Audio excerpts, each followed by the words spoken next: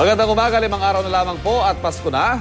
Nakatutok ang unang balita para ihatid sa inyo ang mga pinakasariwang pangyayari sa mga paboritong pasyalan at tiangge. Nasa tiangge sa Taytay Rizal si Katrina Son at nasa Divisoria si Atina Imperial at nasa Quiapo naman si Susan Enriquez. Samantala, nasa ice skating rink sa Pasay si Monica Berallo habang nasa Christmas Village naman sa Taguig si Tony Pergama. At huling weekend po bago magpasko, kaya naman nakaliwat ka na ang Christmas shopping. Ang mga gustong makatipid sa isusuot na damit ngayong Pasko, pumupunta po dyan sa bagsakan sa Taytay na tinaguriang Garment Capital of the Philippines. At may live report si Katrina Son. Katrina, marami ka na bang napamili?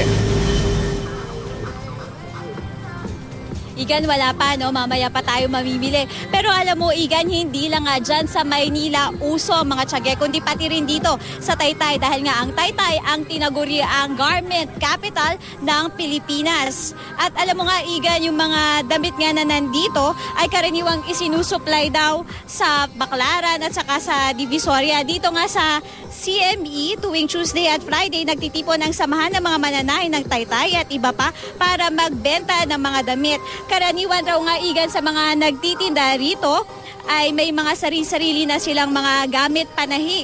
Kaya nga sila na mismo ang mga nagtatahi. At alam mo, Igan, trivia lang, yung mga shorts, katulad nga nito, usually daw, 10 to 15 minutes na lang daw nila ito ginagawa. Tinatabas, sinusukat, tapos tinatahi. At saka, Igan, mas mura nga yung mga damit dito kumpara sa iba nga ng mga tiangge. Sa isang araw, nakaka 200 to 300 ang mga damit na nagagawa nila dito. Tapos na ibebenta nga nila ito ng 25 to 35 per piraso at pwede ring bulto. Ini-encourage nga nila na pumunta dito yung mga wholesalers dahil pag wholesaler, mas marami raw yung ibinibigay nga nila na tawad. Yung mga damit pambata, Igan, mabibili dito ng 25 pesos. May mga shorts din at saka iba't ibang klase nga ng mga damit ang mabibili dito. At Igan, kasama nga natin ngayon ang mayor ng Taytay. Dahil first day pa lang ngayon ng launching nga nitong CME tiangge. At Mayor, bakit po inilipat dito yung ibang mga tiangge na nasa Kalayaan? Magandang umaga. Nilipat namin ang tiangge dito sa CME dahil gusto namin magkaroon ng kumbinyenteng lugar na pupuntahan ng amin pong mamimili. Ang mamimili po ng ating garment industry.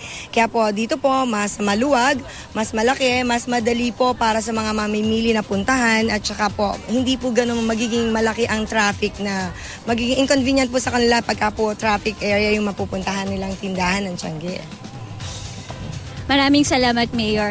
At Igan, alam mo ba na pag nag-shop ka nga sa tiangge dito sa Taytay, talaga naman na mapapainda ka dahil may mga sumasayaw, may banda at may fashion show pa. At yan na nga muna ang latest mula dito sa Taytay. Igan?